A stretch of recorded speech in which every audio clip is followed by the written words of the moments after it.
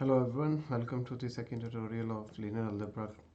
In this tutorial, I'm going to discuss exercise 7.2 of our recommended book of Advanced Engineering Mathematics. I'm going to solve a couple of questions to highlight four main points in this tutorial. Number one, the first point is I will tell you how to multiply two matrices. Second one is this is called non-commutative property. What it is, it says that if you have two matrices A and B, and if you multiply A with B, it will in general not be equal to if we write B first and then multiply with A. So this will be our I will explain this with one example. And usually from algebra courses, previously you have seen this property. For example, if two variables x and y, if we multiply the answer of two variables product is 0, then what we conclude is either x is equal to 0 और y 0 नहीं है, या y 0 हो सकता है और x 0 नहीं है, right? So which means either one of them is 0 if their product is 0. But we will see in matrices, if the product of two matrices are 0, then it can be the case कि इसमें A भी 0 नहीं हो और B भी 0 नहीं हो. ऐसा भी हो सकता है, राइट? के अगर आप दो मेट्रिसेस को मल्टीप्लाई करो और दोनों नॉन ज़ीरो हैं और आंसर 0 आ जाए. I will give you one example of that. And finally, an important property that if we multiply two matrices and take a transpose, which means I will exchange rows with columns, it is equal to uh, B transpose A transpose, right? We need to switch the order of these matrix multiplication. And if I want to generalize this case, ये दो matrix के लिए है, अगर मैं तीन matrices के लिए करना चाहूँ तो A B C transpose, can you guess what will be the answer? Yes, so C comes first, after B, after A. So this is generally true, right? अगर n होंगे तो फिर n वाला पहले आ जाएगा, nth एलिमेंट, और उसके बाद वाला बाद में, और सबसे पहले वाला हम एंड पे लिखेंगे. तो these are four properties I am going to discuss. If you know already, you can skip this tutorial. So let's start with how to multiply two matrices. So let me give you an example. I will take matrix A. In this case, I will take a matrix 100. 2 by 2 matrix ले लेते हैं, 100. फिर हम different example ले लेंगे और इसको मैं मल्टीप्लाई करता हूँ. ये मेरा मैट्रिक्स ए है, तो मैं दोबारा नहीं लिखना चाहता. Let's write it like this. A है और इसको मैं मल्टीप्लाई करता हूँ मैट्रिक्स बी के साथ. So this is my matrix B, and the B matrix I want to take is -1 -1 1 1. This is my A, and I want to calculate of course A B क्या है. A times B. Order matter करता है कैसे लिखेंगे, ये हम देखते हैं, अभी देखते हैं. तो हाउ द मल्टीप्लिकेशन अकर्स. सबसे पहले आपने ये देखना है कि जो मैट्रिक्स मल्टीप्लाई कर रहे हैं उनका ऑर्डर क्या है. जैसे इस केस में पहले वाले का 2 क्रॉस 2 है, इस केस में 2 क्रॉस 2 है. तो आपने ये देखना है कि जो फर्स्ट मैट्रिक्स है उसके number of columns, in this case 2, ये columns must be equal to the number of rows. अगर ऐसा नहीं है तो आप मेट्रिसेस को मल्टीप्लाई नहीं कर सकते, right?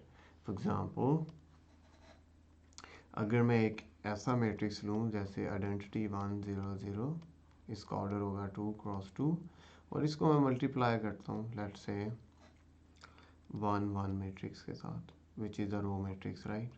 1 cross 2. So can I multiply this? अब देखो, नंबर ऑफ कॉलम्स और इसकी रोज इक्वल नहीं है, तो इसका मतलब मैं इन दोनों को मल्टीप्लाई नहीं कर सकता. तो इसकी मल्टीप्लिकेशन का आंसर होगा अनडिफाइंड, हम इनको मल्टीप्लाई नहीं कर सकते, राइट। तो इसमें बिकॉज कॉलम्स और रोज इक्वल हैं तो वी कैन मल्टीप्लाई। तो हम मल्टीप्लाई करने का प्रोसेस क्या है, तो इसमें जो आंसर आएगा मैट्रिक्स का वो आंसर होगा जो ये रिमेनिंग मैंने ब्लू हाईलाइट कर दिया ना, तो जो रिमेनिंग नंबर बचेंगे जैसे इन दिस केस 2 क्रॉस 2, तो जो आंसर आएगा वो मैट्रिक्स 2 क्रॉस 2 का होगा। तो 2 क्रॉस 2 मैट्रिक्स में कितनी होती हैं elements, let's write those elements, 4 elements होंगे ना, जैसे A11 first row first column, ये मैं आपको समझाने के लिए लिख रहा हूँ, आप डायरेक्ट भी कर सकते हो। A12 first row second column, अब हम सेकंड रो में आ गए, A21 और यहाँ पे बॉक्स के अंदर हम एंट्री आंसर लिखेंगे और ये एलिमेंट कौन सा होगा, सेकंड रो सेकंड कॉलम। तो अब हम आंसर कैलकुलेट करने की कोशिश करते हैं। तो A11 कैसे कैलकुलेट करेंगे, आप फर्स्ट रो लोगे और उसको मल्टीप्लाई करोगे फर्स्ट कॉलम के साथ, राइट।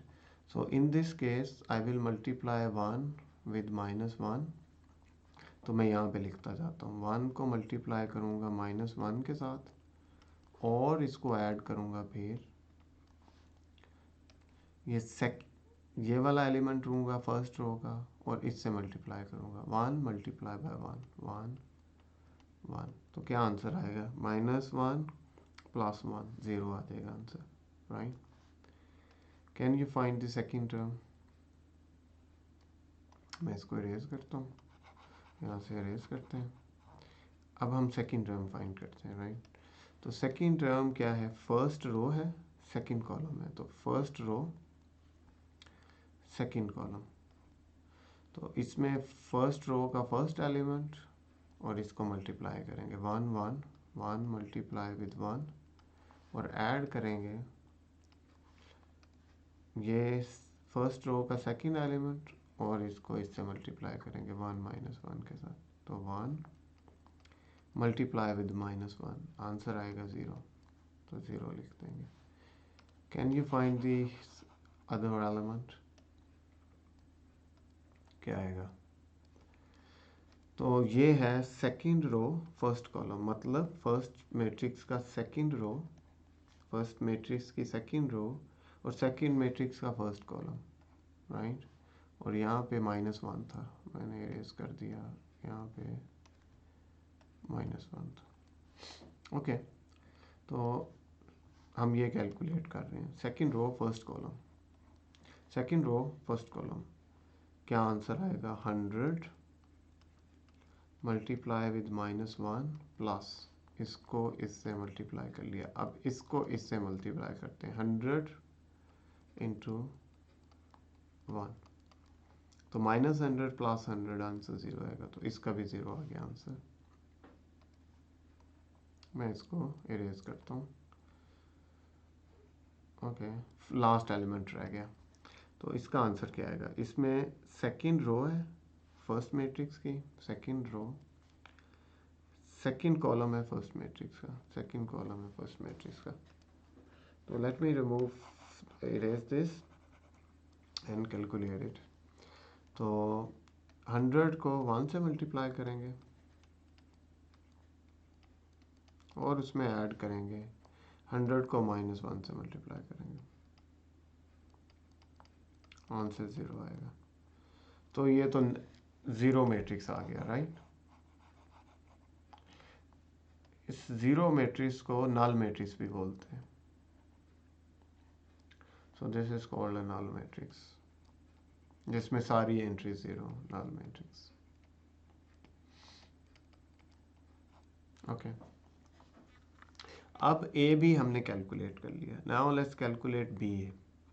तो मैं बी को पहले लिखूंगा, ग्रीन वाले को -1 डायगोनल पे है और 1 ऑफ डायगोनल पे है, तो आई विल राइट -1 -1 1 1, ये बी है। अब ए लिखते हैं, ए में था what was A? A was 1/100, 1/100, yes, 1/, नहीं, 100, not over. तो हम कैलकुलेट क्या करना चाह रहे हैं? We want to calculate B A, और देखते हैं दोनों का आंसर सेम है या नहीं है। तो इसमें अब आप ट्राई करें वीडियो पॉज करके खुद से मल्टीप्लाई करने की। तो मल्टीप्लिकेशन में पहला स्टेप मैंने क्या बताया था कि ऑर्डर चेक कर लो। इसका ऑर्डर है 2 क्रॉस 2, इसका भी ऑर्डर 2 क्रॉस 2, तो इसके कॉलम्स इसकी रो के इक्वल है, तो बाकी जो रिमेनिंग नंबर नज़र आ रहा है वो रिजल्टेंट का ऑर्डर होगा, तो it will be 2 cross 2, right. Once again in order to explain मैं ऐसे बॉक्स बना लेता हूँ, ज़रूरी नहीं है, but just to explain. 4 elements होंगे, आई हैव ड्रॉन 4 बॉक्सेस। तो पहले वाला A11, A12, A21, A22। Let's compute A11। तो फर्स्ट रो है, first column, first row first column, तो क्या आएगा -1, इसको इससे मल्टीप्लाई किया, 1 को फिर 100 से करेंगे, +1 × 100, तो 100 में से -1 गए तो 99, आंसर आया 99। सिमिलरली इसको मैं इरेज नहीं करना चाह रहा था, तो let's take it back. Okay, similarly A12 first row second column, now you see entry same है, राइट, फर्स्ट रो भी सेम है और कॉलम भी सेम है, इट मीन्स आंसर सेम आएगा 99। You can check by yourself. अब हम change होगी, अब A21 कैलकुलेट करते हैं, मतलब पहले मैट्रिक्स की सेकंड रो और 1 रिप्रेजेंट पहले सेकंड मैट्रिक्स का फर्स्ट कॉलम, तो 1 को 1 से मल्टीप्लाई करेंगे, 1 1 प्लस फिर -1 को 100 से मल्टीप्लाई करेंगे, -1 × 100, तो ये हमें इस दफ़ा -99 देगा, राइट, तो -99 आएगा। Let me erase all of this.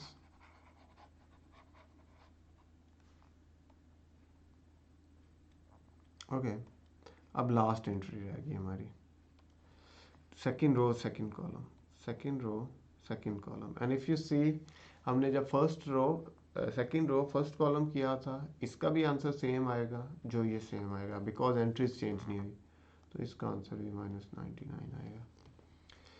और ए बी का आंसर आया था 100, सॉरी 0, नल मैट्रिक्स, ये ए बी का, so this is the answer of A B, I will write it here. जो ए बी का आंसर आया था वो नल मैट्रिक्स था, ए प्रोडक्ट भी। इससे हमें दो बातें पता चलती हैं, 0 0 0 0। First of all, in general A B A के इक्वल हो सकता है, लेकिन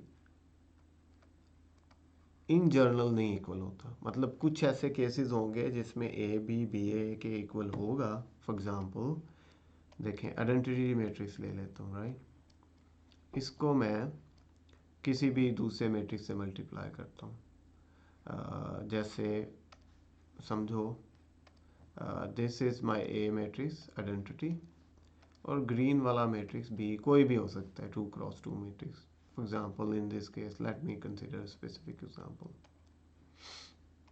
अब इसका आप आंसर कैलकुलेट करो तो इसका आंसर 2 2 आएगा, राइट। अगर अब मैं b को पहले लिख लूँ, फॉर एग्जांपल 2 2 0 0, और i को बाद में लिखूँ, आंसर डिफरेंट होगा? नहीं होगा ना, ये भी डायगोनल पे 2 2 आएगा, तो ए बी भी सेम है, बी ए भी सेम है। तो ऐसे केसेस भी हो सकते हैं जब मैट्रिक्स मल्टीप्लिकेशन में ए बी ए के इक्वल हो, बट ऐसे भी केसेस हो सकते हैं जिसमें इक्वल नहीं हो। तो इन जनरल हम कहते हैं, इन जनरल का मतलब ये है कि ए बी ए हमें चेक करना पड़ेगा, राइट। तो इन जनरल हम एज्यूम करेंगे कि ए बी बी ए के इक्वल नहीं है, अनलेस वो केसेस जैसे ये मैंने रिपोर्ट किया उसमें इक्वल होंगे। तो ये जो प्रॉपर्टी 2 लिखी, इसमें हमने क्या कवर कर लिया अभी तक? हाउ टू मल्टीप्लाई मैट्रिसेस मैंने बता दिया है, ए बी बी ए के इक्वल नहीं होता, इन जनरल बता दिया। अब देखो इसमें थर्ड प्रॉपर्टी भी, इसमें अगर जब ए और बी को हमने मल्टीप्लाई किया था, in this case you can see A भी नॉन ज़ीरो है और बी भी नॉन ज़ीरो है and still the product is zero, right.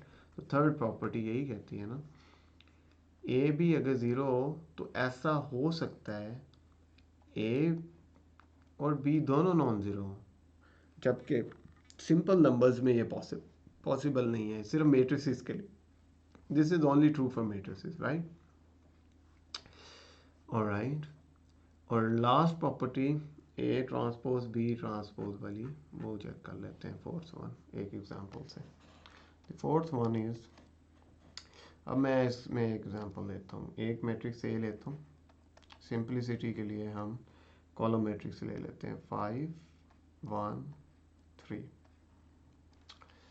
इसका ऑर्डर कितना होगा? 3 रोज है, 1 कॉलम है, because it's a column matrix. और बी मैट्रिक्स में लेता हूँ रो मैट्रिक्स, जो है लेट्स सपोज 308 308। इसका ऑर्डर क्या है?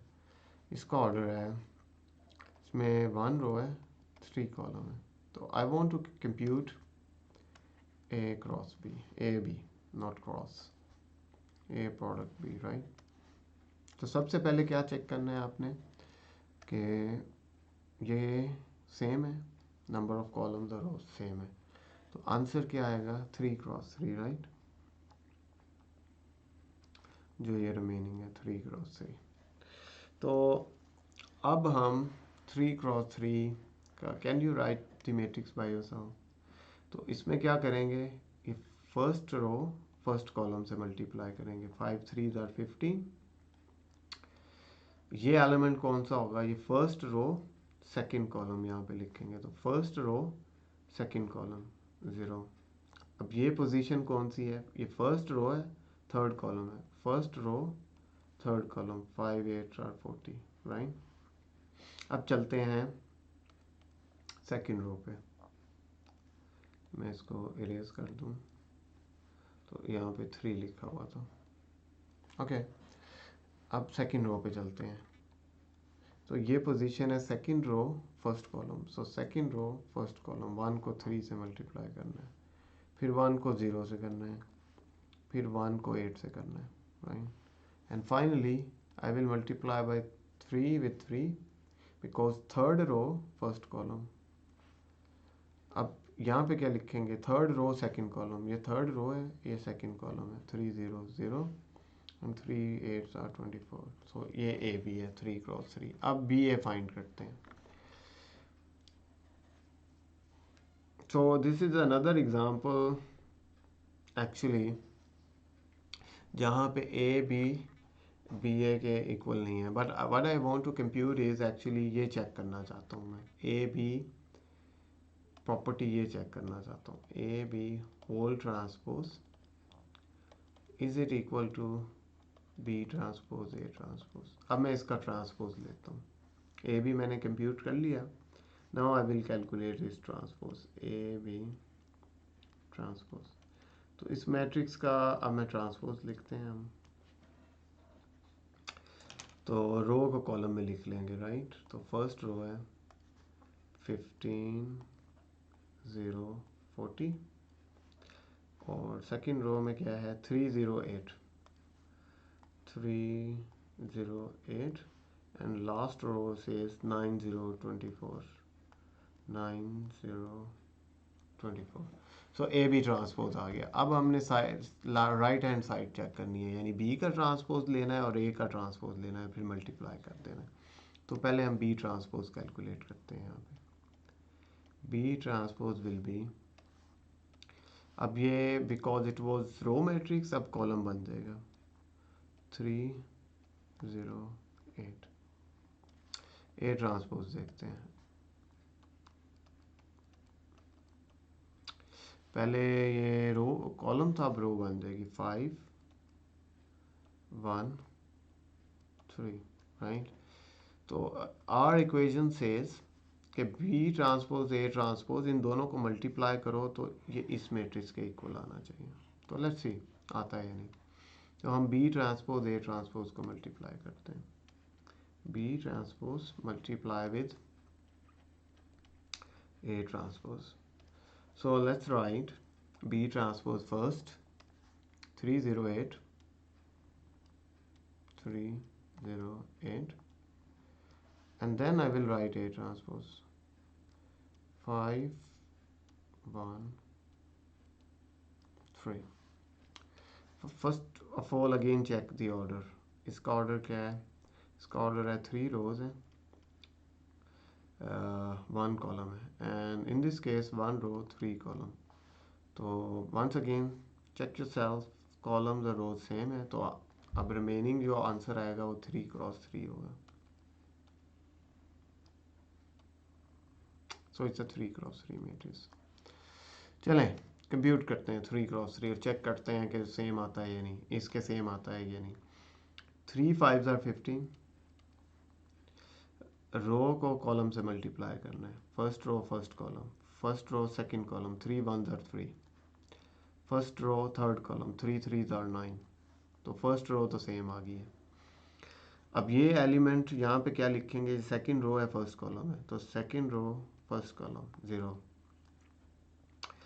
बिकॉज इट्स अ 0, जिससे भी मल्टीप्लाई होगा तो ये 0 आ जाएगा। तो सेकंड रो भी सेम आ गई है। लास्ट रो देखते हैं।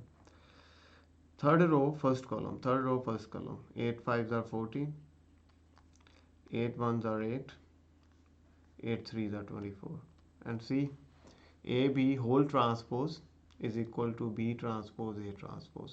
तो ये जो प्रॉपर्टी हमने लिखी थी नंबर 4, इसकी भी मैंने एग्जांपल दे दी थी। So this is more or less 7.2. Now you can try to solve other problems by yourself. Thank you.